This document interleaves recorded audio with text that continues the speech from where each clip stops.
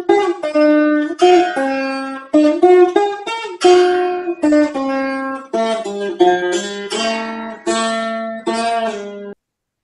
నమ శాంతాయ దివ్యాయ సత్యధర్మస్వరూపిణే స్వానందామృత తృప్తాయ సుందరాయ నమో నమ. అనుభూతి ప్రకాశంలో దశమాధ్యాయంలో 58 శ్లోకాల వరకు చెప్పుకున్నాం. 59వ శ్లోకంలో అజ్ఞాన మిశ్రణాభావాత్ శుద్ధ పాప వివర్జనాత్ పూతః రూపేణ నామ్నా చ హీనత్వాత్ శూన్యముచ్యతే. ఆత్మపురుషుడి గురించి చెప్తున్నారు. ఏ ఉపనిషత్తులో చెప్పినా ఒకటే చెప్తారు. అందుగురించే ఇంతకు ముందే విద్యారణ్యుల వారు ఒక మాట అతని చేత అనిపించారు, శాకాయన్యుని చేత. భిన్న భిన్నమైనటువంటి మార్గాలు లేవయ్యా, ఉపనిషత్తుల్లో ఒక్క మార్గమే ఉన్నది అన్నారు. అంటే ఎందుకలా అంటారంటే, ఎవరు చెప్పినా ఎలా చెప్పినా ఎట్టించి ఎటు చెప్పినా ఆత్మని గురించే చెప్తారు. ఆత్మ కన్నా భిన్నమైన దానికోసం చెప్పరు. అయితే ఇక్కడ కూడా మనకి మైత్రాయణుడు చెప్తున్నాడు, నాకు మైత్ర మహర్షి చెప్పాడు అని ఆ శాకాయన్యుడు బృహద్రథ మహారాజు గారికి చెప్తున్నాడు. మైత్రుడు ఏం చెప్తున్నాడంటే, నేను చెప్పడం కాదయ్యా, ప్రజాపతి వాలఖిల్యాది మునులకి చెప్పారు అంటున్నారు. అంటే సంప్రదాయంలో ఎంత దృఢత్వం ఉన్నదో ఆలోచించండి.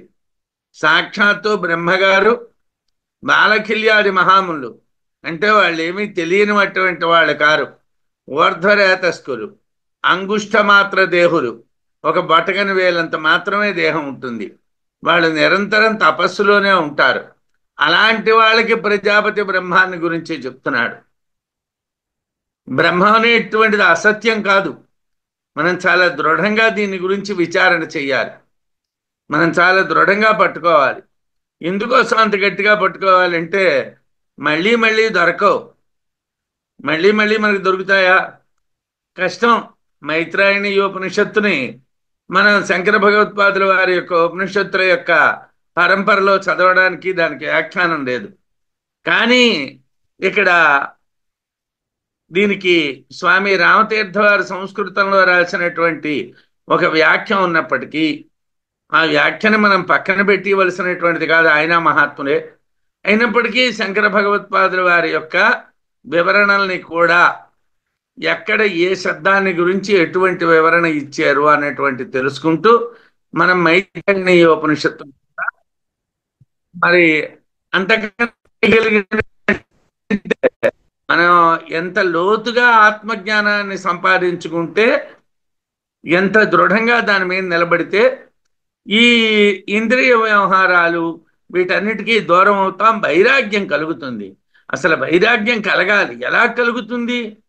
ఈ ఉన్నదానికన్నా మనకన్నా మహాత్ములు ఎంతో గొప్పవాళ్ళు అయినటువంటి వాళ్ళు ఏ మార్గంలో వెళ్ళారో చూస్తే మనం ఆ మార్గంలో వెళ్ళాలి.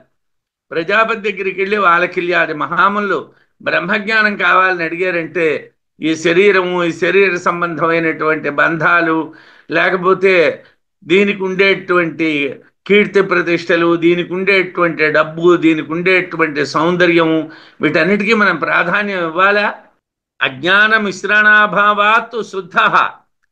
అజ్ఞాన మిశ్రణ అభావాత్, అజ్ఞానంతో నిండినటువంటి వాడు కాకపోవటం వల్ల, అజ్ఞానం కలియటం లేదు, అజ్ఞానం కలియకపోవటం వల్ల శుద్ధ, ఆత్మ శుద్ధమైనటువంటిది. పాప వివర్జనాత్, పాపాలు విడిచిపెట్టడం వలన పూత, పవిత్రమైనటువంటిది. రూపేణ నామ్నా చ హీనత్వాత్, రూపేణ అంటే రూపము చేత, నామ్నా చ నామము చేత, హీనత్వాత్ లేకపోవటం చేతను, హీనుడవటం వలన శూన్యం. శూన్య అని ఒక పాఠం, శూన్యం అని ఒక పాఠం. అంటే ఒక్కొక్కసారి పాఠాలు అన్వయానికి కొద్దిగా ఇబ్బందికరంగా ఉంటాయి. శూన్య అంటే శూన్యుడు అని చెప్పొచ్చును. శూన్యం అంటే శూన్యము అని చెప్పాలి. అది కొద్దిగా తేడా వస్తుంది. అలాంటి తేడా రాకుండానే చూసుకోవాలి. ఉచ్యతే అనబడుచున్నాడు అంటే ఆత్మశుద్ధుడు, ఆత్మపూతుడు, ఆత్మ శూన్యుడు. శూన్యుడు అంటే మనం బౌద్ధ మతంలో గడిపోతున్నామేమో. అంటే శూన్యవాదులు అంటే బౌద్ధులు కదా, మన అద్వైతవాదులం కదా. దీన్ని ఎలాగండి? అజ్ఞానంతో సంపర్కం లేకపోవటం వలన శుద్ధుడు, పాపాలు అంటకపోవటం వలన పవిత్రుడు, నామరూపాలు లేకపోవటం వలన శూన్యమైనటువంటిది అంటున్నారు, శూన్యుడు అంటున్నారు. శుద్ధ అసంగమైనటువంటి స్వభావం కలవాడు అంటే అవిద్య అంటకపోవటం చేతను దేహేంద్రియ ప్రాణాదుల్లో వేటితోనూ అంటనటువంటి వాడు. ఈ శరీరం ఉంది, ఉపాధి లేదు అని అంటం లేదు. ఇది ఒక భ్రాంతి. ఈ ఉపాధి మీదే మనం ఆధారపడి నేను అనేటువంటి దానికి లొంగిపోతే మనం ఎంత చదువుకున్నా వృథావే. నేను అనేటువంటి దానికి లొంగిపోయి చదువుకోకూడదు.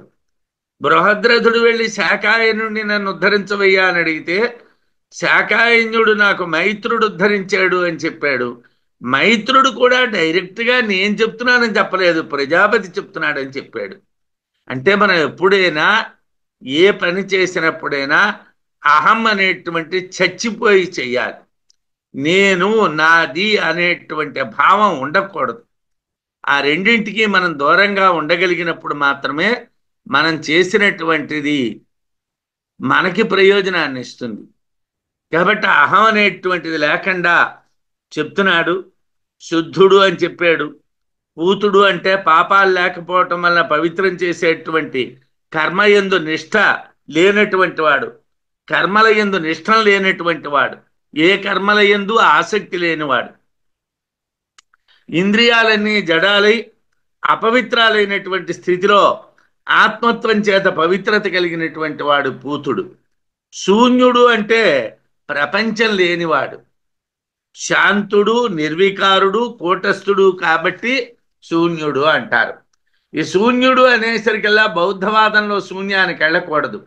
ఏమీ లేదండి అని అనేసరికల్లా నేతి నేతి అంటే అయితే పరమాత్మ ఏమీ లేదంటావా, నువ్వు శూన్యవాదివా, నువ్వు బౌద్ధుడివా? కొంతమంది శంకరాచార్యుల వారిని విమర్శిస్తారు కూడా, ప్రచ్ఛన్న బౌద్ధవాదం అంటారు. అంటే ఆయన బయటపడకుండా బౌద్ధాన్నే చెప్తున్నాడు అంటారు. కానీ అలా చెప్పడం లేదు. మనం సాక్షిని చెప్తున్నాం, సాక్షి ఉన్నాడు అంటున్నాం. సాక్షి అనేటువంటి వాడే కూటస్థుడు అంటున్నాం, వాడే పరమాత్మ అంటున్నాం. సాక్షి లేకుండా ఏదీ లేదంటున్నాం. కాబట్టి మనం ప్రచ్ఛన్న శూన్యాన్ని చెప్పటం లేదు, శూన్యాన్ని మనం మాట్లాడటం లేదు. సర్వానికి సాక్షి అయినటువంటి ఆత్మ లేనటువంటిది కాదు. శూన్యం అంటే బౌద్ధ విషయం కాదు. ప్రపంచ భావము లేనివా, ప్రపంచ అంటే విస్తరించేటువంటి భావం లేదు. ఇప్పుడు లోకంలో ఏమిటి, నాకు ఏదైనా విజ్ఞాన సంబంధమైనటువంటి అవకాశం ఉందనుకోండి, నన్ను నేనే ఉదాహరణగా చెప్తున్నాను. నేను ఒక 10 జిల్లాలు తిరగాలి, 10 రాష్ట్రాలు తిరగాలి, 10 ఊళ్ళు తిరగాలి, 10 మంది నన్ను జ్ఞాని అనాలి అంటే అప్పుడు నేను జ్ఞాని అవుతానా? నేను జ్ఞాని అని అనవలసిన వాడెవడు? పరమాత్మ. నేను జ్ఞానా కాదా నిర్ణయించవలసిన వాడు పరమాత్మ. నేను జ్ఞానిని అని నిర్ణయించవలసినటువంటి వాడు మరో దేహాన్ని ధరించిన వాడు కాడు. శరీరాన్ని ధరించినటువంటి వాళ్ళందరూ కూడా అహంకార మమకారముల చేతను మాయలో ఉన్నటువంటి వాళ్ళే. వాళ్ళు మనని ప్రశంసించినా మనకు వచ్చినటువంటి ప్రయోజనం లేదు, వాళ్ళు మనని ద్వేషించినా మనకు వచ్చినటువంటి నష్టం లేదు. కాబట్టి మనం మాయా ప్రపంచంలో కీర్తి ప్రతిష్టల కోసం కాకుండా మిథ్యా విషయం కానిటువంటి జ్ఞానం కోసం ఆలోచించాలి. ప్రపంచ భావము లేకపోవడాన్ని శూన్యత్వము అంటారు. శూన్యత్వము అంటే ప్రపంచ భావము లేకపోవుట. శాంతో క్రోధాదిరాహిత్యాద్ అప్రాణో అచేష్టకత్వత, అచేత్వకత్వత అని మన పుస్తకాల్లో ఉన్నటువంటి పాఠం. అచేష్టకత్వత అని మరొక పాఠం, 2 పాఠాలు. ఈశత్వోపాధిరాహిత్యాద్ అనీశాత్మా స్వతో భవేత్. క్రోధాధిరాహిత్యాత్, క్రోధము మొదలైనటువంటి అరిషడ్వర్గాలు లేకపోవడం చేత శాంత, శాంతుడైనటువంటి వాడు. అచేష్టగత్వత, ఎటువంటి చేష్టలు లేకపోవటం వలన అప్రాణ, ప్రాణము లేనటువంటి వాడు. అంటే ప్రాణము కానివాడు. ప్రాణానికి చేష్టలు ఉంటాయి, ఆత్మకి చేష్టలు ఉండవు. మనం బ్రహ్మజ్ఞానానికి సంబంధించినటువంటి విషయాలు తప్పించి ఇతరమైనటువంటి విషయాల్ని మాట్లాడటం అమౌనం అవుతుంది. మనం మౌనంగా ఉండడం అంటే అర్థం ఏమిటంటే మాట్లాడకూడదని కాదు అర్థం, బ్రహ్మ విషయాన్నే మాట్లాడాలి. రామక రమణ మహర్షి గారి దగ్గరికి వాళ్ళ అమ్మగారు వెళ్ళారు, నాయన రారా అని ఏడిచారు. వాళ్ళ తమ్ముడు వెళ్ళాడు, ఏడిచాడు. బంధువులు వెళ్ళారు, ఏడిచారు. ఆయన పలకలేదు. అదే కావ్యకంఠ గణపతి శాస్త్రి గారు వెళ్ళి, స్వామి నేను ఎంత తపస్సు చేసినా నాకు ఆత్మ తెలియబడ్డం లేదు అన్నారు. మాట్లాడారు, ఆ అహం తెలుసుకో అన్నారు. అంటే ఎవరితో మాట్లాడాలి, ఎవరితో మాట్లాడకూడదు, ఏమిటి మాట్లాడాలి, ఏమిటి మాట్లాడకూడదు. నువ్వు సంపాదిస్తూ ఉన్నటువంటి జ్ఞానాన్ని నువ్వే తగలబెట్టేస్తే దానివల్ల ప్రయోజనం ఏమిటి? నేను 10 ఉపనిషత్తులు చదివానండి, సంతోషం. అలాగే భారత భాగవత రామాయణాలు కంఠస్థం వచ్చేటట్టుగా చదివానండి, చాలా సంతోషం. నేను ఎక్కడ ఏ స్టేజ్ దొరికితే ఆ స్టేజ్ మీదల్లా అన్ని విషయాల గురించి అనర్గళంగా మాట్లాడానండి. అప్పుడు నువ్వేమయ్యావు? నువ్వు ఐఖరీ వాక్కులోకి వచ్చేసావు. నువ్వే వాక్కులో ఉండాలి? పరావాక్కులో ఉండాలి. నువ్వే వాక్కులో ఉండాలి? పశ్యంతి వాక్కులో ఉండాలి. నువ్వు ఎక్కడికి వచ్చేసావు? వైఖరి వాక్కు వచ్చేసావు. నువ్వు ఉపనిషత్తులు చదువుకోవటం ఏమిటి? ప్రతి మలతాళ్ళు లేనటువంటి వాడు పిలిస్తే ఉపన్యాసం అనుకో పరిగెట్టడం ఏమిటి? నువ్వు బ్రహ్మజ్ఞానాన్ని గురించి మాట్లాడు, బ్రహ్మజ్ఞానాన్ని గురించి విచారణ చెయ్యి, బ్రహ్మజ్ఞానాన్ని గురించి తెలుసుకో. బ్రహ్మజ్ఞానం బ్రహ్మజ్ఞానం బ్రహ్మజ్ఞానం. నువ్వు నిష్టగా ఉండు. నువ్వు నిష్టగా ఉన్నప్పుడు నువ్వు తరిస్తావు. నువ్వు నిష్ట వదిలేస్తే నువ్వు తరించలేవు, నువ్వే ఇబ్బంది పడతావు. ఇప్పుడు ఎవరికీ దీని యందు ద్వేషమే ఉండదు. ఎంతోమంది ఎందుకండి యోగ భ్రష్టులు అయిపోతున్నారు. కృష్ణ పరమాత్మ అన్నాడు, యోగ భ్రష్టోభిజాయతే అన్నాడు. యోగ భ్రష్టుడు అంటే ఏదో యమ నియమ ఆసన ప్రాణాయామ ప్రత్యాహారాలు చేసి వారలా పడిపోయిన వాడని అర్థం కాదు. యోగ భ్రష్టుడు అంటే పరమాత్మను చేరుకోవడానికి దగ్గరగా వెళ్ళి అక్కడి నుంచి వెనక్కి వైకుంఠపాళిలో పెద్ద పాము మింగేసినట్టు మింగేస్తే ఏమవుతాడండి? మళ్ళీ మొదటి నుంచి మళ్ళీ ప్రారంభించుకోవాలి. యోగ భ్రష్టత్వం అంటే పరమాత్మని చేరుకుంటున్నావు, పరమాత్మ దగ్గరికి వచ్చావు, వచ్చినటువంటి వాడు అక్కడే నిలబడు, ఎలాగైనా ఆ పరమాత్మని తాకు. అంతగా తప్పించి ఇంద్రియాలకి లొంగిపోకు, ఇంద్రియాలకి లొంగిపోకు, ఇంద్రియాలకి లొంగిపోకు. క్రోధాది రాహిత్యాత్, క్రోధము మొదలైనటువంటి అరిషడ్వర్గాలు లేకపోవడం చేత శాంత, శాంతుడు. అచేష్టగత్వత, ఎటువంటి చేష్టలు లేకపోవటం చేత ప్రాణము కాదు, అప్రాణ, ప్రాణము కాదు. ఈశత్వ ఉపాధిరాహిత్వాత్, దేహేంద్రియ సంఘాత సంబంధంతో కూడినటువంటి యజమాన భ్రాంతి ఉండకూడదు. నేను యజమాని, నన్ను గురువుగారు అంటున్నారు అంటే నేను బాల్తా కొట్టేశాను అనమాట. అంటే కడియాల శారద గారికి పాపం గురువు గారు అనమని అన్నారు కాబట్టి ఆవిడ గురువు గారు అంటున్నారు. ఏదో సభ్యులందరూ గురువు గారు అనాలి కాబట్టి గురువు గారు అంటున్నారు. నేను మాత్రం ఒకటి అనుకోవాలి, నేను గురువుని కాను, నేను గురువుని కాను. ఎందుకోసం? బాలకిల్యాది మహర్షులే గురువులు కాకపోతే, మైత్రాయణుడే గురువు కాకపోతే, శాకాయన్యుడే గురువు కాకపోతే రామసుబ్బారావు గురువు ఎలాగవుతాడండి? రామసుబ్బారావు గురువు ఎలాగవుతాడు? నేను గురువుని కాను. అని నాకు తెలియాలి. నాకు తెలియాలి. ఎందుకోసం? ఎవరికో తెలిసినా తెలియకపోయినా నాకేం నష్టం లేదు. నాకు తెలియాలి నేను గురువుని కాను, సంప్రదాయాన్ని మాత్రమే తెలుసుకుంటున్నాను. ప్రజాపతి నుంచి వచ్చిన సంప్రదాయాన్ని వాలకిల్యాదులు స్వీకరించారు. ప్రజాపతి నుండి వచ్చినటువంటి సంప్రదాయాన్ని బాలకిల్యాదులు స్వీకరించారు. బాలకిల్యాదుల నుంచి వచ్చినటువంటి సంప్రదాయాన్ని మైత్రాయణుడు స్వీకరించాడు.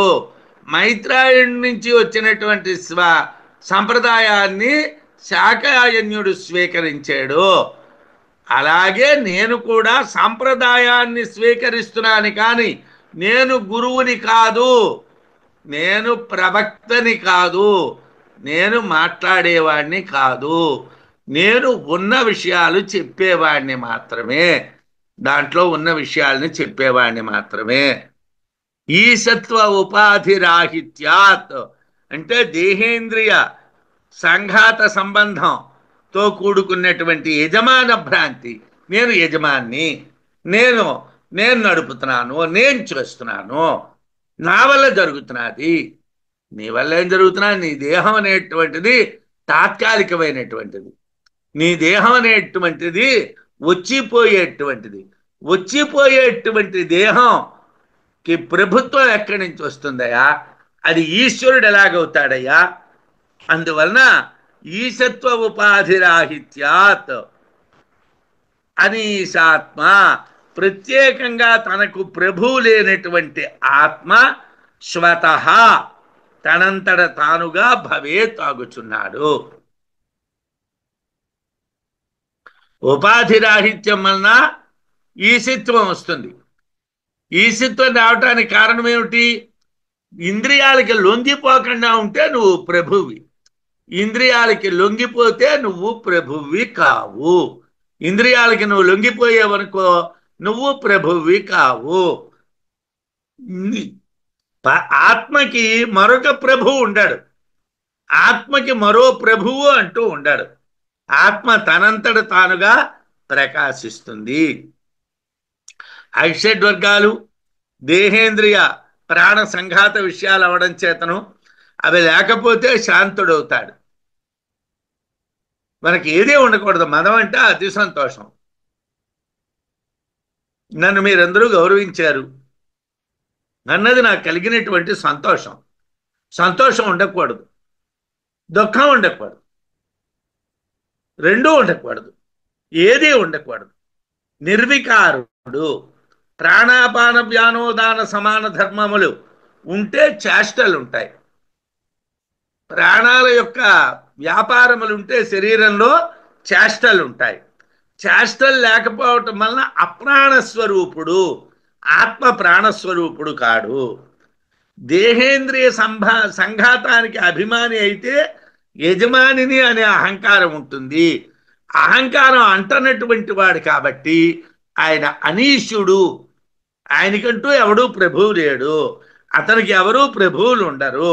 కనుక అనీసమైనటువంటి ఆత్మ తానే అవుతున్నాడు.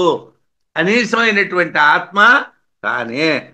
శాంతం అంటే బాహ్యేంద్రియ వ్యాపార ఉపరతి అని భగవత్పాదులు ప్రాణోవై గ్రహ అనేటువంటి చోట చెప్పారు. శాంతం అంటే ఏమిటండి? బాహ్యేంద్రియ వ్యాపార ఉపరతి అంటే బాహ్యమైనటువంటి ఇంద్రియాలు పనిచేయడం మానేయాలి. ఏమండి ఓసారి వచ్చి మాట్లాడతారా? లేదండి మాట్లాడలేను. ఏమండి ఓసారి వచ్చి ఒక గంట కూర్చుంటారా? లేదండి కూర్చోలేను. ఎందుకోసం? అది బ్రహ్మ విషయం అయితే చెప్పు, అది బ్రహ్మ విషయం అయితే దాంట్లో కూర్చో. ఎందుకు? నీకు బ్రహ్మముతో సంబంధం పెరుగుతుంది. నువ్వు బ్రహ్మ విషయం కానిటువంటి దానికి దూరంగా ఉండు.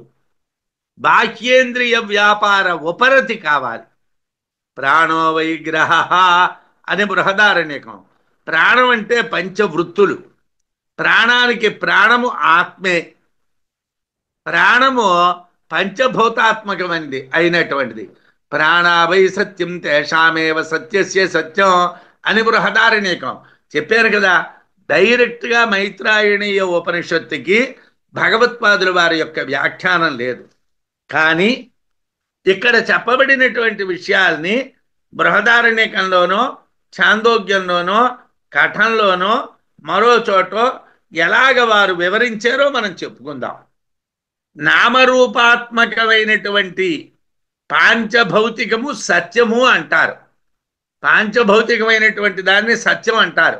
శిశు బ్రాహ్మణము అన్నటువంటి దాంట్లో బృహదారణ్యకంలో చెప్తారు. నామరూపాత్మకమైనటువంటి పాంచభౌతికాన్ని సత్యము అంటారు. దానికి సత్యం ఆత్మ.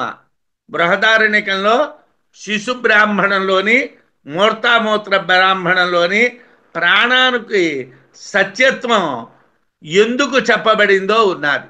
ప్రాణాన్ని సత్యము అని ఎందుకంటారో శిశు బ్రాహ్మణంలో చెప్పారు, మూర్తామూర్త బ్రాహ్మణంలో చెప్పారు. ఆ ప్రాణానికి, ఆ సత్యానికి సత్యము బ్రహ్మ.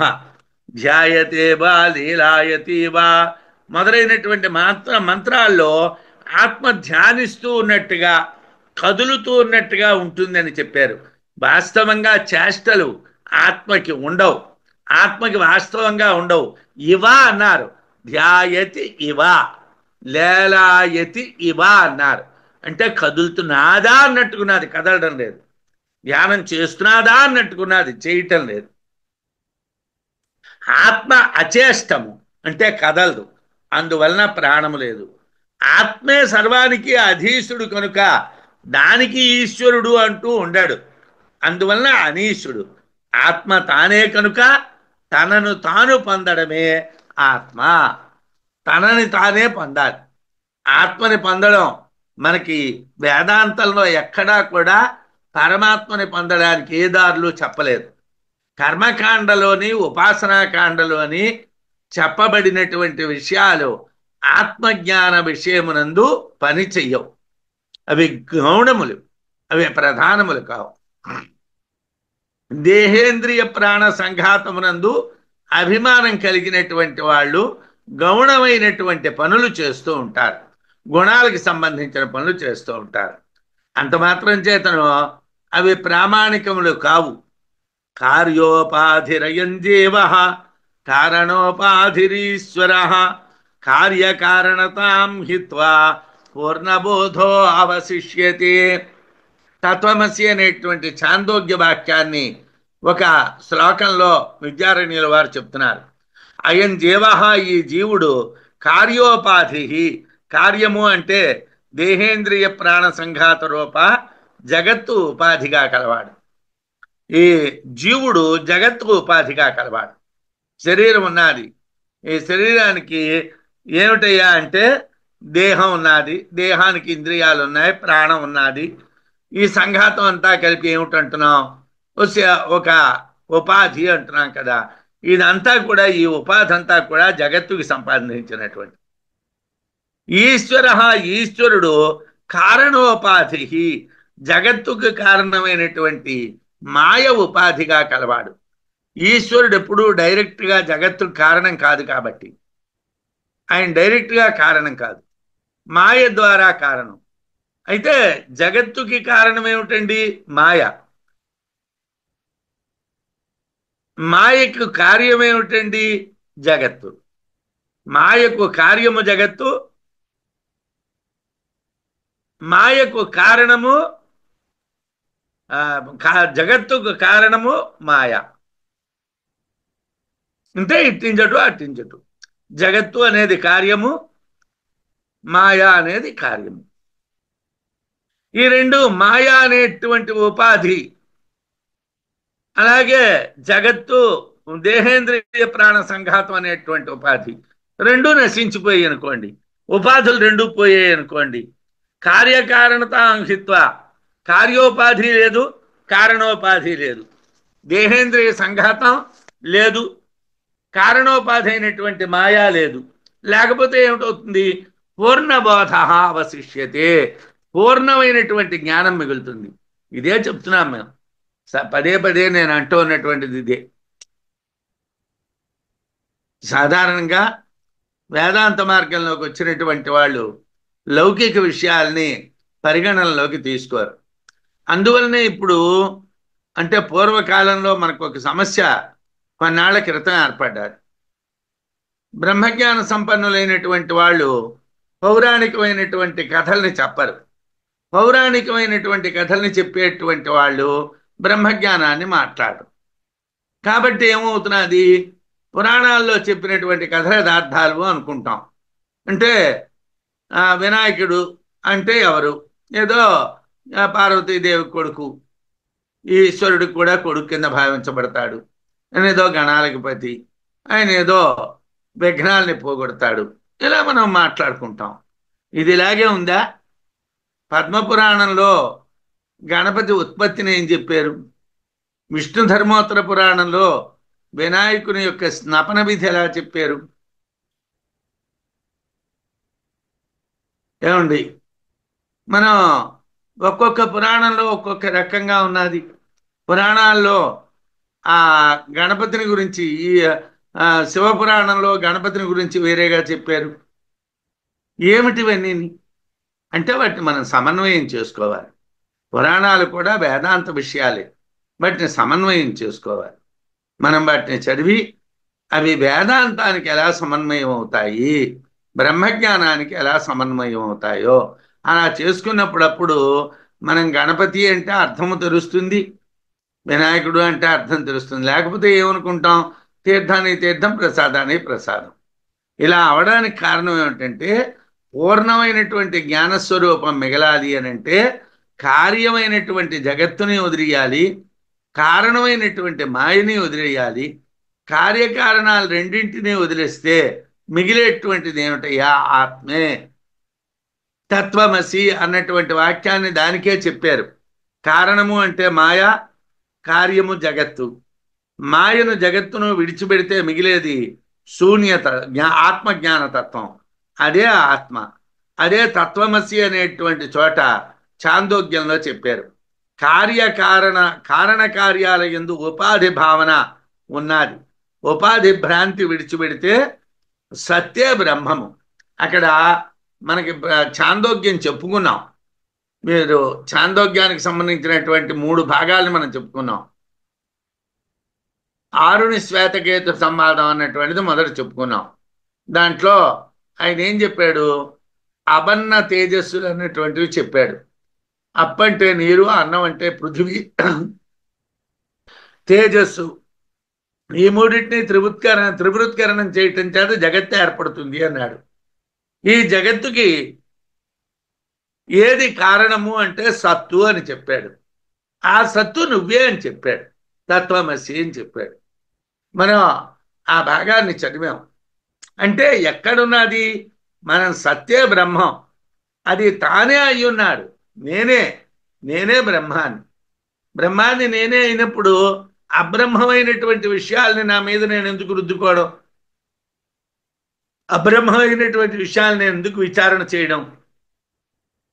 దేశాత్ వస్తుతశ్చ పరిచ్ఛేద వివర్జనాత్ అనంత అపక్షయాభావాత్ అక్షయ అచలనాత్ స్థిర.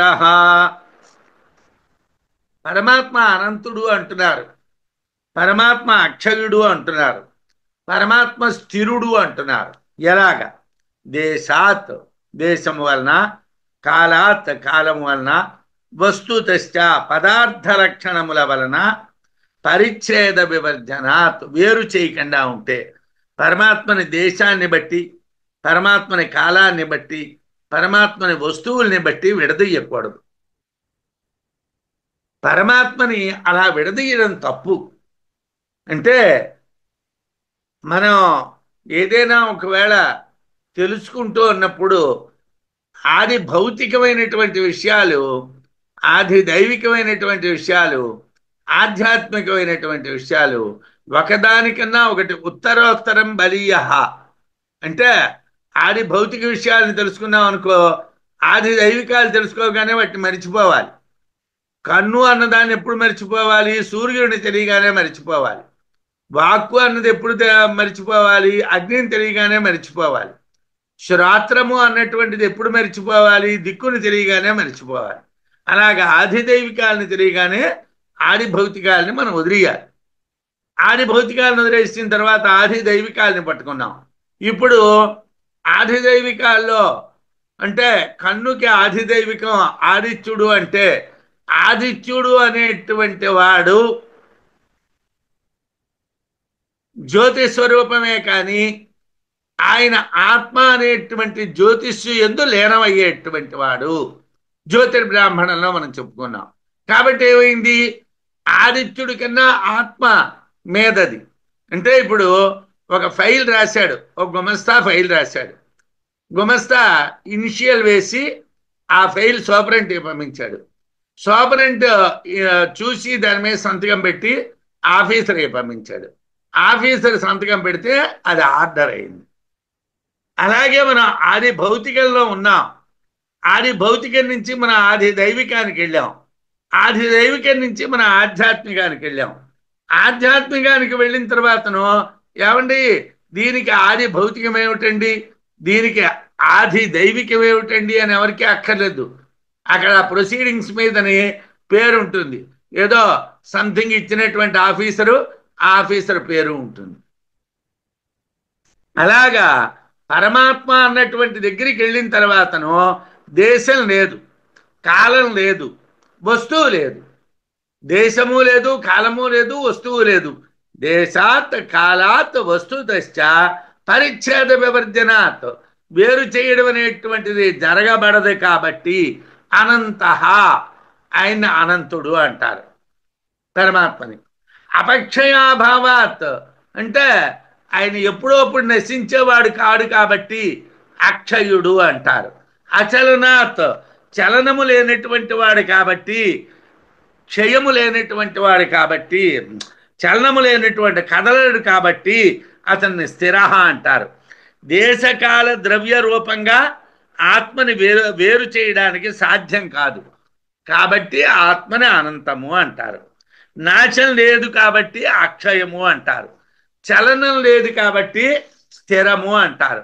స్థిరము అంటే వృద్ధి లేనటువంటిది, అంటే పెరగలేదు, అపక్షయం లేదు, వృద్ధి లేదు, దాన్ని స్థిరం అంటారు.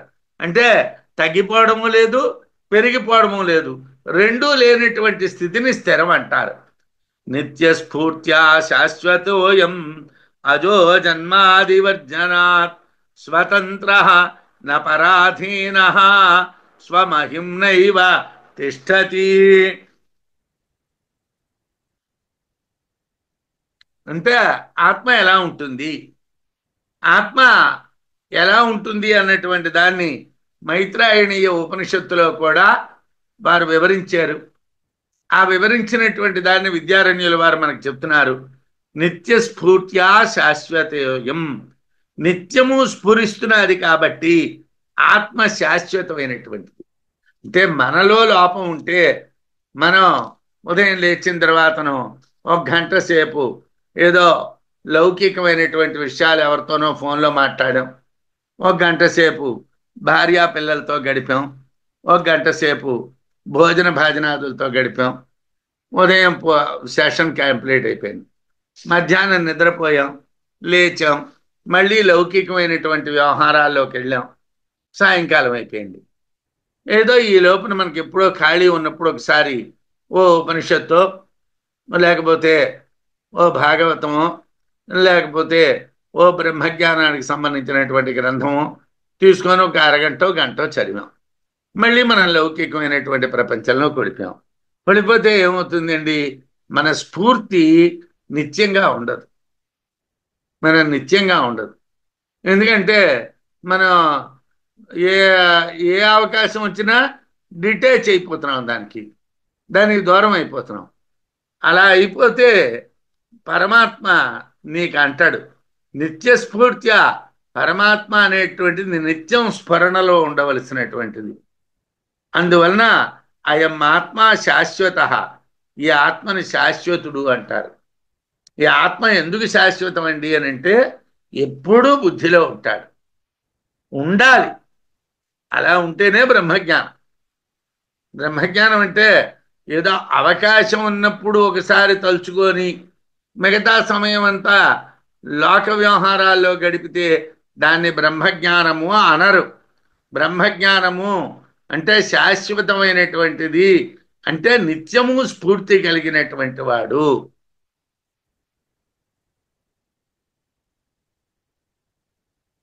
ఏమండి? విశ్వములు ఏలద్రిప్పుచు అవిద్యకు చుట్టమవైన నీకు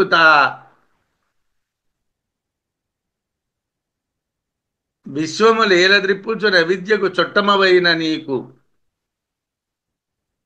అవిద్యకు చుట్టానివి, విశ్వాన్ని లీలగా త్రిప్పుతూ ఉన్నటువంటి వాడివి. ఈ జగత్తంతా కూడా వేడబమందురు, ఒక ఆడంబరం మాత్రమే, ఒక వేషం మాత్రమే.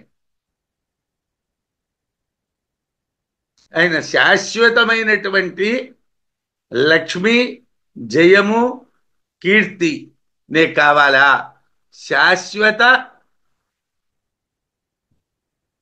కీర్తి, జయ, లక్ష్మీయుతుండు, అభయుండు భూవరా అని కృష్ణ పరమాత్మ పుట్టినప్పుడు దేవకీదేవి కృష్ణ పరమాత్మని స్తోత్రం చేస్తుంది.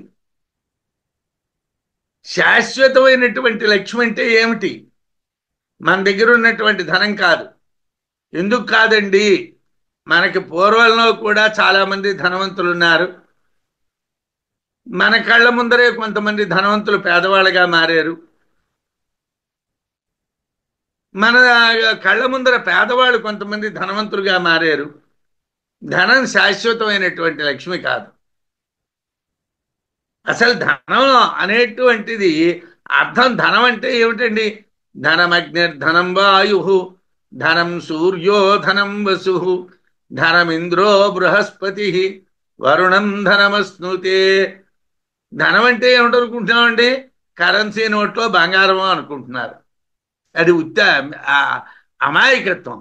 ధనం అగ్ని, ధనం వాయు, ధనం సూర్య. పాంచభౌతికమైనటువంటి జగత్తు ధనం. పాంచభౌతికమైనటువంటి జగత్తు ధనం అండి. అది అశాశ్వతమైనటువంటిది అండి.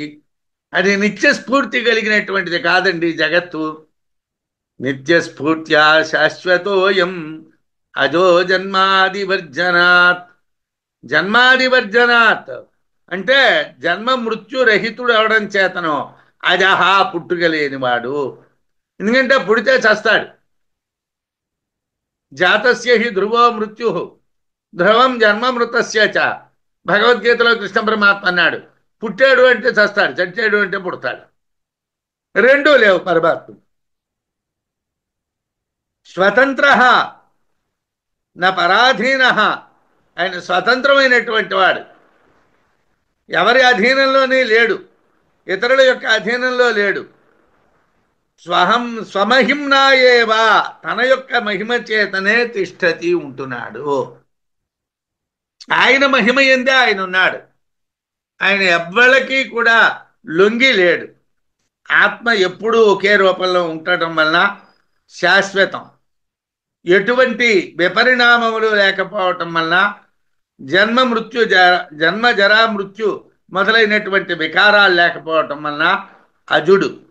మరొక జన్మను భావించడం, వికారములు పొందలేకపోవటం వలన స్వతంత్రుడు.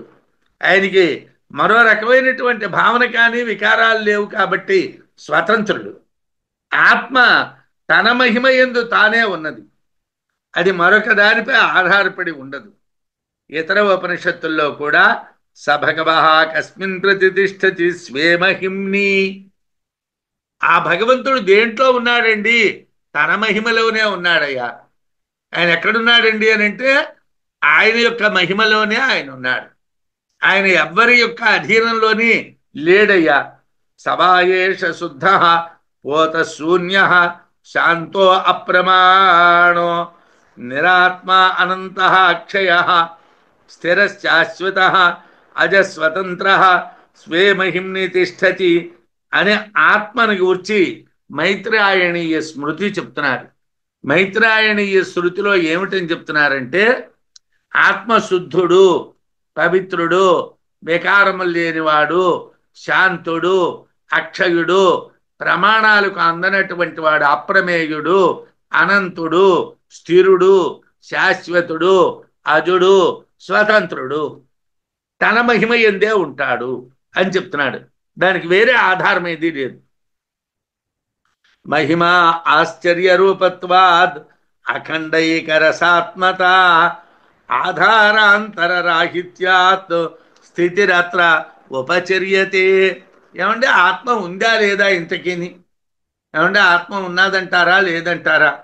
ఉన్నదయ్యా. ఎక్కడున్నదండి? ఎలా తెలుస్తుందండి? ఆ ఆత్మ యొక్క రూపం మహిమా ఆశ్చర్య రూపత్వాత్. ఇదే ఆత్మ అని అనిపిస్తుంది. ఏమిటి ఆత్మ? ఏమిటి ఆత్మ? ఆత్మ అంటే ఏమిటి? ఏమయ్యా, బృహదారణ్యకంలో బోర్డంత విచారణ చేసిన తర్వాత నేతి నేతి అని ఒక మంత్రం చెప్పారు. చెప్తే పూర్వపక్షం వాళ్ళు అడిగారండి, ఏమయ్యా ఏదో కొండను తొలికి ఎవరిని ఎలకని పట్టినట్టుగా ఏదో నువ్వు వాదాలు చేసావు, అదన్నావు ఇదన్నావు, ఆఖరికి ఇది కాదు ఇది కాదు ఇది కాదు ఇది కాదు అండమైన ఆత్మ అంటే అన్నాడు. అదేనయ్యా అన్నాడు శంకరులు గారు.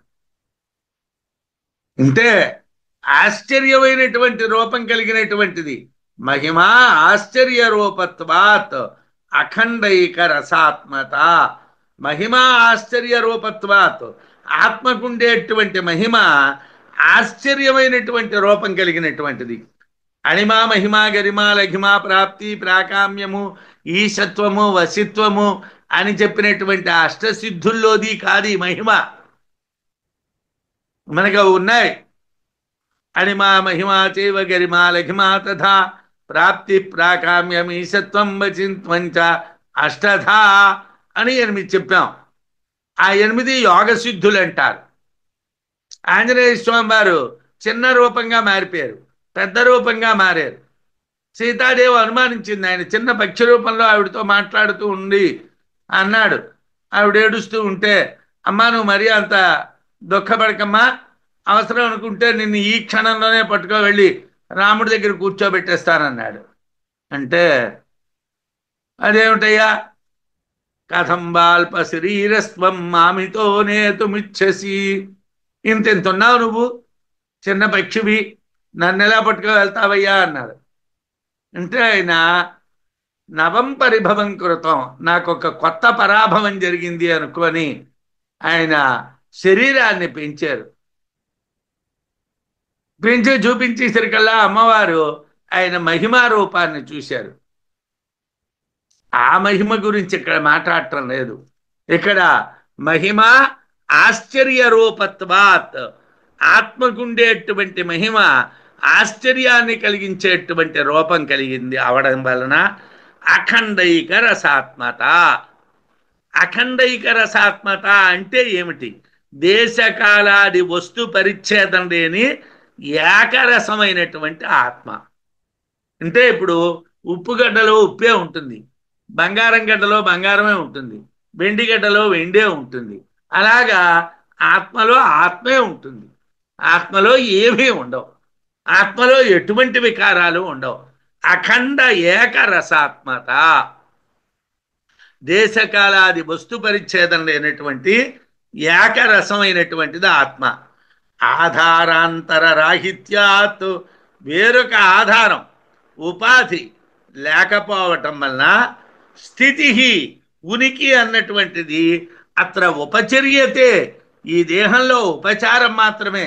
ఆత్మ ఈ దేహంలో ఉన్నది అని అంటే ఆత్మ ఈ దేహానికి బందీ కాదు, ఆత్మ ఈ దేహంతో కట్టుబడి లేదు.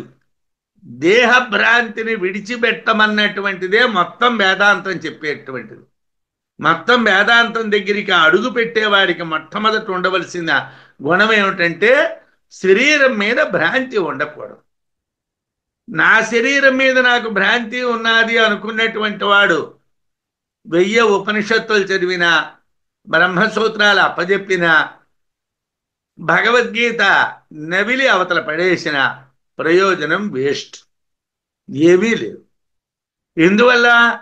వాడికి దేహభ్రాంతి ఉన్నది. ఆధారాంతర రాహిత్యాత్, వేరొక ఆధారం అనేటువంటిది అసలు ఆత్మకి లేదే లేదు. కాబట్టి స్థితి, ఆత్మ ఉన్నాదండి, ఆత్మ ఈ లోపల ఉన్నాదండి అన్నాం. అత్ర ఉపచర్యతే, ఉపచారం మాత్రమే. ఉపచార మాత్రంగానే ఆత్మ ఉన్నది అంటున్నాం. అంటే ఈ దేహాన్ని గురువు గారు అన్నారు ఔపచారికమైన పదం అది. ఔపచారిక పదం అంటే ఉపచారార్థం. రామసుబ్బారావు అని పేరుతో పిలవకూడదు, ఏమండి బాగున్నారా అని అనకూడదు. అనుంచి ఏమనాలి? ఏదో విద్యను చెప్తున్నాడు కదా గురువు అన్న. ఇది ఉపచార మాత్రం. ఇది ఉపచార మాత్రమైనటువంటి పదం. ఇది యథార్థం కాదు. ఆత్మదేహంలో ఉండడం అనేటువంటిది యథార్థ విషయం కాదు. అది ఉపచార మాత్రమే. దేహం అనేటువంటిది దానికి ఉపాధే కాదు. దానికి ఉపాధితో సంబంధమే లేదు. ఆధారాంతర రాహిత్యాత్ స్థితిరత్ర ఉపచర్యతే. ఆత్మ యొక్క మహిమ ఆశ్చర్యకరమైనటువంటి రూపం కలిగినటువంటిది. అందువలన ఆత్మ ఎటువంటి పరిచ్ఛేదాలు కానీ అవయవాలు కానీ లేనటువంటి ఏకరసమైనటువంటిది. ఆత్మకు వేరే ఆధారాలు ఉండవు కనుక ఈ దేహోపాధి అనేటువంటిది కేవలం ఉపచార విషయం మాత్రమే. కేవలం ఉపచారంగా చెప్పటానికే ఈ దేహం అనే ఉపాధి. కానీ యథార్థంగా ఈ దేహం లేకపోతే ఆత్మ లేదు అనకూడదు. ఈ దేహం పోయిన తర్వాత కూడా ఆత్మ ఉంది. శరీరం పోతున్నది కానీ ఆత్మ పోవటం లేదు. శరీరం అనేటువంటిది ఉపచారంగా చెప్పాం. ఏమండి, ఆ శరీరం పోయినా ఆ ఆత్మ అనేటువంటిది ఉన్నది. అది శాశ్వతంగా ఉంటుంది. యథా సైంధవకిల్య ఉదకే ప్రాస్త ఉదకమేవానులీయేత అని బృహదారణ్యక శృతిలో నీటిలో వేయబడినటువంటి ఉప్పు కణిక నీటిలో కరిగిపోవటం వలన వేరు చెయ్యబడదు. నా యందు ఆత్మ ఉంది అనేటువంటి భ్రాంతి, నేను అనేది కార్యకారణ సంభూతమైనటువంటి ఉపాధి సంపర్కం వలన కలిగిన భ్రాంతి మాత్రమే. నేను అనేటువంటిది కార్యకారణభూత ఉపాధి సంపర్కం వలన కలిగినటువంటి భ్రాంతి. ఆత్మ ఉప్పుగడ్డ వలె ఏకరసము. దాని యందు అవిద్య వలన పుట్టినటువంటి భ్రాంతులు ఉండవు. భిన్నత్వాలని అన్నింటినీ కూడా ఏకరసము ఆత్మ. భిన్నత్వాలు అంటనటువంటి ఏకరసము ఆత్మ. ఆత్మ దేహమందున్నట్లు భావించటం ఔపచారిక విషయమే తప్పిస్తే యథార్థము కాదు. అనిచ్ఛస్యేదృశ అనిచ్ఛస్య ఈదృశస్య ఏతద్దేహ నిర్వహణం కథా ఇది చేత్ స్వాంశరూపేణ దేహే అవస్థాప్య అవస్థాయ నిర్వహేత్. ఇక్కడ రెండు పాఠాలను చెప్తున్నారు. ఏమిటండి అని అంటే, అనిచ్ఛస్య ఈదృశస్య ఏతద్దేహ నిర్వహణం కథం ఇది చేత్ స్వాంశరూపేణ దేహే అవస్థాయ దేహే అవస్థాప్య నిర్వహేత్. అయితే ఇది ఏమిటండి? ఈదృశ మీద చెప్పినటువంటి లక్షణాలు కలిగినటువంటిది. అంటే దేనికి అంటదు, ఏ భ్రాంతి లేదు, ఏ ఉపాధి లేదు, ఏ ఆధారము లేదు. అనిచ్ఛస్య ఎటువంటి కోరికలు లేనటువంటి ఆత్మకు ఏతద్దేహస్య ఈ శరీరము యొక్క నిర్వహణం కథం. నిర్వహణ, ఈ దేహాన్ని నడిపించడం ఎలాగయ్యా? ఏమంటే ఆత్మకి ఏ కోరికలు లేవంటున్నారు. ఆత్మ ఏ ఉపాధి మీద ఆధారపడదంటున్నారు. ఆధారం లేదంటున్నారు. మరి ఆత్మ ఈ దేహాన్ని ఎలా నడిపిస్తుందండి అంటే, ఇది చేత్ అని నువ్వు ఒకవేళ అడిగినట్టుగైతే, స్వాంశరూపేణ తన యొక్క అంశారూప మాత్రంగా దేహే శరీరమందు అవస్థాయ ఉండి నిర్వహేత్ దేహం వ్యాపారాలని నిర్వహించును. అవస్థాప్య అంటే తనను తాను శరీరమందు ఉంచుకొని నిర్వహించును. అవస్థాయ అంటే ఉండి నిర్వహించును. రెండు అర్థాలు ఉంటాయి. ఏమండి, ఈ తన యొక్క అంశరూపంతో ఈ శరీరంలో ఉండి ఈ శరీరాన్ని నడిపిస్తుందయ్యా. ఏకరసాత్మకమై ఆధారరహితమై ఔపచారిక స్థితి కలిగినటువంటి ఆత్మకు ఏ కోరికలు ఉండవు కదా. ఏకరసాత్మకం ఆత్మ. ఆధారాలు లేనటువంటిది ఆత్మ. అది ఔపచారికమైనటువంటిది ఆత్మ. అటువంటి ఆత్మకి ఏ కోరికలు ఉండవు కదా. మరి అలాంటి సమయంలో ఈ ఆత్మ శరీరాన్ని ఎలా నడుపుతున్నదండి అంటే తన అంశమాత్రమైనటువంటి శక్తిని దేహంలో ఉంచి దేహ వ్యాపారాలను నడిపిస్తుంది. లేదా తన అంశతో దేహంలో తానే ఉండి దేహాన్ని నడిపిస్తుంది. స్వేమహిం నితిష్ఠత అనేన ఇదం శరీరం చేతనవత్ ప్రతిష్టాపితం ప్రచోదయితా చ యేషో అస్యేతి తేహ ఊచుః భగవన్ కథమనేన ఈదృశేన అనిచ్చేన ఏతద్విధం ఇదం చేతనవత్ ప్రతిష్టాపితం ప్రచోదయితా చ యేషోస్యేతి కథమితి తాన్హోవాచ. సవా ఏష సూక్ష్మో గ్రాహ్యో అదృశ్యః పురుషః సంజ్ఞో బుద్ధిపూర్వమిహ ఏవ వర్తతే అంశేన సుషుప్తిః తస్యైవ బుద్ధిపూర్వం నిబోధయత్యథ యోహ ఖలు వా వై తస్యాంశోయం యశ్చేతనమాత్ర ప్రతిపూరుషం క్షేత్రజ్ఞః సంకల్ప అధ్యవసాయ అభిమానలింగః ప్రజాపతిః విశ్వాక్షః తేన చేతనేన ఇదం శరీరం చేతనవత్ ప్రతిష్టాపితం ప్రచోదయితా చ యేషోస్యేతి తే హూచుః భగవన్ ఈదృశస్య కథం అంశేన వర్తనమితి తాన్ హోవాచ. తన మహిమ చేత ప్రకాశించేటువంటి ఆత్మపురుషుడే ఈ శరీరాన్ని చేతనం చేసి నడిపిస్తాడు. అంటే బాలకిల్యాదులైనటువంటి మహామునులు ఓ ప్రశ్న వేశారు. ఓ భగవంతుడా, ఆధారరహితుడైనటువంటి వాడు, కోరికలు లేనటువంటి వాడు ఈ జగత్తును ఎలా చేతనం చేసి నడిపిస్తాడయ్యా అంటే ఈ సూక్ష్మగ్రాహి అయిన పురుషుడు బుద్ధిపూర్వకంగానే తన అంశతో సుషుప్తుడైనటువంటి తన దేహగత జీవుణ్ణి లేపుతాడు. శరీరంలోని ఉన్నటువంటి పురుషుడు సుషుప్త్యావస్థలో ఉంటాడు, వాడిని లేపుతాడు.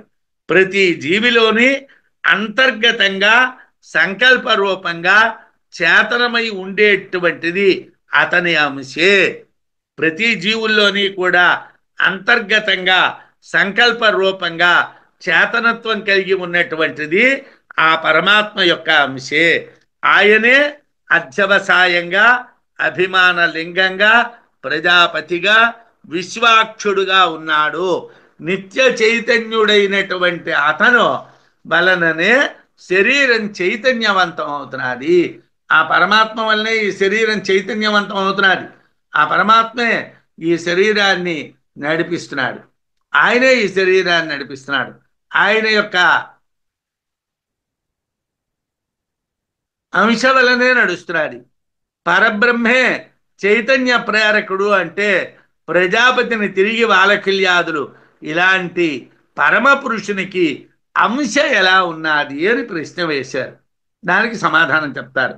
అంటే పరబ్రహ్మము యొక్క అంశ చేతనే శరీరము చేతనం అవుతున్నది, ప్రేరేపించబడుతున్నది. సయేవోక్తో దేహ సాక్షి విద్వద్భిరనుభూయతే నేతరై సూక్ష్మ రూపోయం ఇంద్రియా విషయాత్వత. ఒక విషయం ఉన్నదండి. ఏమండి, ఆత్మ ఆత్మ అని అంటున్నారు. ఏమిటండి ఆత్మ? మాకేం తెలియటం లేదు. మాకేదో ఈ దేవతలు అంటే తెలుస్తున్నారు, ఈశ్వరుడు అంటే తెలుసు, సుబ్రహ్మణ్య స్వామి అంటే తెలుసు, గణపతి అంటే తెలుసు, విష్ణుమూర్తి అంటే తెలుసు, లక్ష్మీదేవి అంటే తెలుసు. లేదు, మరో రూపం మీరు ఏదైనా రూపం అంటే మాకు అర్థం అవుతుంది. ఆత్మ అంటారు, దానికి ఏమీ లేదంటారు, అది ఎక్కడా లేదంటారు, ఎలాగా కనిపించదంటారు. మరి మాకేమిటి దాని గురించి ఏం తెలుస్తుందండి? సయేవ ఆ పురుషుడే దేహ సాక్షి, శరీరానికి సాక్షిగా చెప్పబడుతున్నాడు. దేహానికి సాక్షి ఎవరండి? ఆ పురుషుడే. విద్వద్భి ఆత్మజ్ఞానుల చేత అనుభూయతే, అనుభూతిని పొందబడుతున్నాడు. మనం ప్రయత్నం చేస్తే మనకు కూడా అనుభూతులు కలుగుతాయండి. కానీ మనం ప్రయత్నం చెయ్యం. మనం లోక వ్యవహారాల్లో మునిగి తేలుతూ ఉంటాం కాబట్టి మనకి అలాంటివి ఇష్టం ఉండవు. మనం అలా దాంట్లోనే ఉండిపోయాం అనుకోండి, అయ్యో భార్య ఏమనుకుంటుందో, పిల్లలు ఏమనుకుంటారో, నేను ఎవరినో ఎవరికీ తెలియకుండా పోతుంది, నాకెవళ్ళు ఉంటారు. ఎవరుంటారండి? ఈ దేహానికి ఎవరుండాలి? ఎవరు ఉంటే ఈ దేహం వచ్చింది, ఎవరు లేకపోతే ఈ దేహం లేదు. ఈ దేహాన్ని ఈ లోకంలోకి తెచ్చినటువంటి తల్లిదండ్రులు లేరు కదా. ఈ దేహం వెళ్ళిపోయేటప్పుడు సాక్షిగా ఎవరైనా ఉండాలా? ఎవరు సాక్షి లేకపోతే ఈ శరీరం వెళ్ళదా? వెళ్తుంది కదా. సయేవోక్త, పురుషుడే దేహ సాక్షి, శరీరానికి సాక్షి. ఆ పరమాత్మ దేహానికి సాక్షి. విద్వద్భి అనుభూయతే, విద్వాంసులైనటువంటి ఆత్మజ్ఞానులైనటువంటి వాళ్ళ చేత అనుభవించబడుతున్నాడు, అనుభూతిని పొందబడుతున్నాడు. నా ఇతరై, ఆత్మజ్ఞానులు కానటువంటి వాళ్ళు తెలియలేరు. ఏమండి, ఆత్మజ్ఞానం అనేటువంటిది వంట పట్టాలి సార్. అది లోపల విషయం అండి, అది బయట విషయం కాదు. లోపల విషయం అది, ఆంతరమైనటువంటి ప్రజ్ఞ, అది బహిష్ప్రజ్ఞ కాదు. అదేదో మనం బాగా చదివేమంటే మనకి తెలిసే, బాగా చదివితే తెలిసేటువంటిది కాదు, బాగా వింటే తెలిసేటువంటిది కాదు. దేనికోసం వినడం? శ్రాతవ్యం మంతవ్యం నిధిధ్యాసితవ్యం. శ్రాతవ్యం, వినాలి. ఎందుకోసం? సంశయాలు లేకుండా ఉండడం కోసం. మంతవ్యం, ఆలోచించాలి. ఎందుకోసం? యథార్థమైనటువంటి స్థితి, సందేహాలు నశించిన తర్వాత ఉన్నటువంటి స్థితి తెలియటం కోసం. నిధిధ్యాసితవ్యం, ఇప్పుడు మీకు ఏమిటో తెలిసింది, బంగారం అంటే ఏమిటో తెలిసిందండి. మీకు ఏం కావాలో దాన్ని చేయించుకోండి. మన దగ్గర ఉన్నటువంటి బంగారం బంగారం అవునా కాదా? మనం పట్టుకో వెళ్ళాము, ఆ కంసాలు దాన్ని ఏం చేశాడు, బంగారాన్ని అగ్నిలో వేసి కడిగాడు. దాంట్లో ఏమైనా మాలిన్యాలు ఉంటే పోయాయి. అయ్యా ఈ బంగారంతో ఏం చేయమన్నారని అడిగాడు. అలాగే మనం కూడా ఏం చేయాలి? గురువుల దగ్గర విన్నటువంటి దాన్ని మననం చెయ్యాలి. మననం చేసినటువంటి దాన్ని నిధిధ్యాస చెయ్యాలి. నిధిధ్యాస చేసాం అనుకోండి, అప్పుడేమిటవుతుందండి? ఆత్మ అనుగ్రహించబడుతుంది. ఎవరు కోరుకుంటారో, ఎవరు నన్ను కోరుకుంటారో వాళ్ళనే నేను అనుగ్రహిస్తాను అంటుంది.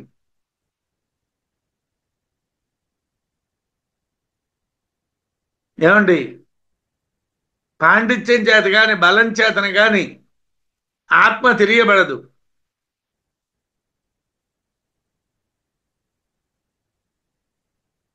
నాయమాత్మా బలహీనేన లభ్య. బలం లేనటువంటి వాడికి తెలియదు. బలం అంటే ఏమిటి? మననం. బలం అంటే మననం. మననం బాగా చేయాలి. గట్టిగా మననం చేసాం అనుకోండి, దాని మీద నిలబడతాం. దాని మీద ఎప్పుడైతే నిలబడ్డామో అప్పుడు ఆత్మని పొందుతాం. అది అనుభూయతే, అనుభవింపబడుతున్నది. నా ఇతరై, ఇతరులు అనుభవించలేరు. ఇంద్రియా విషయత్వత, ఇంద్రియాలకి గోచరించేటువంటి వాడు కాడు కాబట్టి అయం, ఈ పరబ్రహ్మ పురుషుడు సూక్ష్మ రూప, అత్యంత సూక్ష్మమైన రూపం కలవాడు. ఇంద్రియాలతో ఈయన్ని చూడడానికి అవదు. నా కళ్ళతో చూస్తానండి, నా చెవులతో వింటానండి, కుదరదు. ఈ చెవులు లోపల ఉన్నటువంటిది, ఈ కళ్ళు లోపల ఉన్నటువంటి దానికి వెళ్ళాలి, లోపలికి వెళ్ళాలి ఇంద్రియాలు. ఆ పరబ్రహ్మ పురుషుడే శరీరానికి సాక్షిగా చెప్పబడతాడు. ఆత్మజ్ఞానుల చేత అనుభూతి పొందబడతాడు. ఆత్మజ్ఞానం లేనటువంటి వాళ్ళకి అతడు తెలియబడ్డు. చక్షురాది బాహ్యేంద్రియాలకు, మానసాది అంతరింద్రియాలకు కానీ అతడు గోచరించడు కాబట్టి అతన్ని సూక్ష్మరూపి అంటారు. అంటే సూక్ష్మమైనటువంటి రూపం కలవాడంటాడు. కళ్ళకి కనిపించడు, మనస్సుకి తెలియబడ్డు. మనస్సు చేత చూడడానికి అవదు, కళ్ళతో చూడడానికి అవదు. ఆత్మను ఎలా తెలుసుకోవాలి? ఆత్మే మన అనుగ్రహించాలి. ఎలా అనుగ్రహిస్తుంది ఆత్మ మనని? మన ఆత్మనే కోరుకోవాలి. ఆత్మ ఇత్యేవ ఉపాసీత. ఆత్మ ఆత్మ ఆత్మ ఆత్మ ఆత్మ ఆత్మ, దాని మీదే మన దృష్టి ఉండాలి. పూర్ణత్వాత్ పురుషాక్షోసో దేహే స్వాంసేన వర్తతే బుద్ధిపూర్వం యథా సుప్త స్వేచ్ఛయా ప్రతిబుధ్యతే. ఏమండి, ఏమిటో మాకేం గోల్లా ఉన్నదండి. లోపల ఉన్నాడంటారు, చూడడానికి అవదంటారు, లోపల ఉండడం అన్నటువంటిది ఔపచారికం మాత్రమే అంటారు. ఏమిటి గోలండి? అసలు మాకు ఎలాగా ఆత్మ గురించి తెలుస్తుందండి? పూర్ణత్వాత్, పూర్ణుడగుట వలన, పురుషాఖ్యే, పురుషుడు అనేటువంటి పేరుతో, అసౌ దేహే, ఈ దేహమందు, స్వాంసేన, తన యొక్క అంశతో, వర్తతే, చరించుచున్నాడు. శరీరంలో ఉన్నాడు పరమాత్మ, ఈ శరీరంలో ఉన్నాడు, ఆయన యొక్క అంశతో ఉన్నాడు. ఆయన పూర్ణుడు. పూర్ణుడు కాబట్టి ఆయన్ని పురుషుడు అంటారు.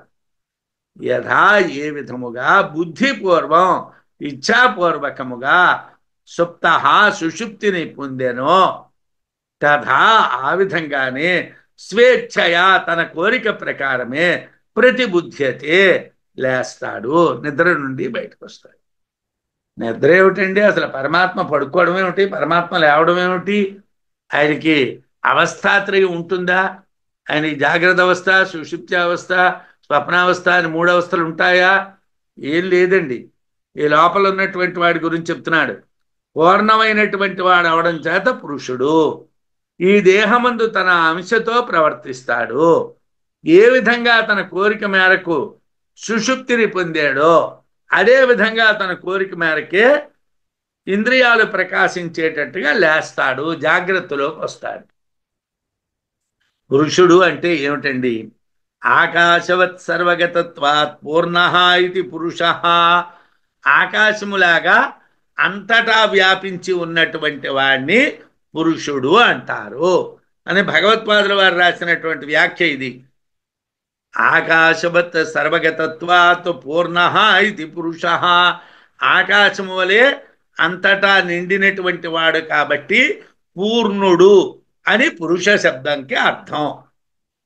నిరతిశయం చ అస్య స్వయం జ్యోతిష్ఠం సర్వావభాసకత్వాత్, అన్నింటినీ ప్రకాశింపజేసేటువంటి గొప్ప జ్యోతిష్సుగా తానే ప్రకాశిస్తాడు. ఈ లోపలున్నటువంటి వాడు ఆయనే గొప్ప జ్యోతిష్సు. అన్నింటినీ కూడా ప్రకాశింపజేసేటువంటి వాడు ఆయనే. అన్య అనవభాసకత్వాత్, ఈ పురుషుడు మరో దాని చేత, దేని చేతను కూడా ప్రకాశింపజేయబడడు. తానే అన్నింటినీ ప్రకాశింపజేస్తాడు. ఈ పురుషుడు స్వయంగా జ్యోతిస్వరూపుడు కాబట్టి శరీరమందు తన అంశ చేతనే ప్రకాశిస్తాడు. ఏమండి?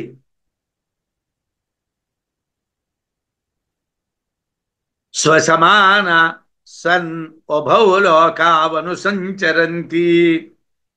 అజ్ఞాన కారణంగా 2 లోకాల్లోని కూడా సంచరిస్తాడు.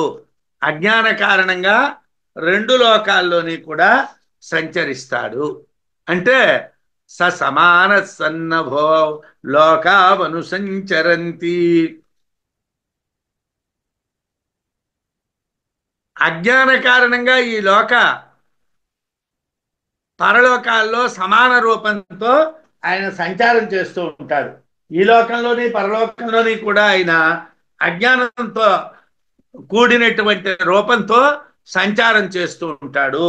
అయితే అలా సంచారం చేస్తారన్నారు కదండి.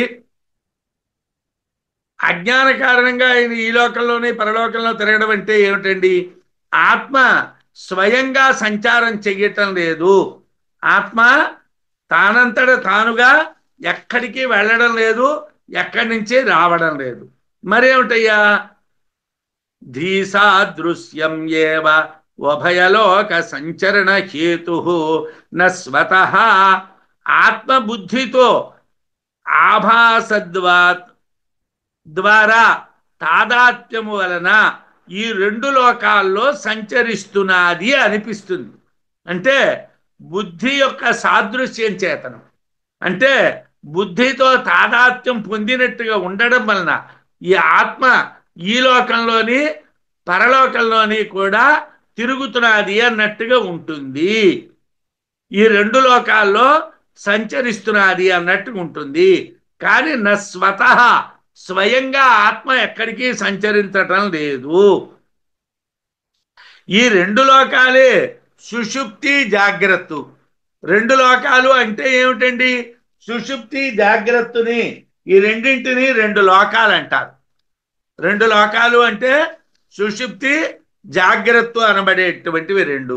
నహి స్వప్నో భూత్వా ఇమాన్ లోకాన్ అతిక్రామతి మృత్యోరూపాణి అనేటువంటి బృహదారణ్యక మంత్రంలో స ఆత్మా హి యస్మాత్ స్వప్నో భూత్వా సహ యయా ధియా సమానః సాధీః యద్యద్భవతి తత్తద్ అసౌ అపి చ భవతి ఇవ. స ఆత్మా యస్మాత్ స్వప్నో భూత్వా సహ యయా ధియా సమానః సాధీః యద్యద్భవతి తత్తద్ అసౌ భవతి చ.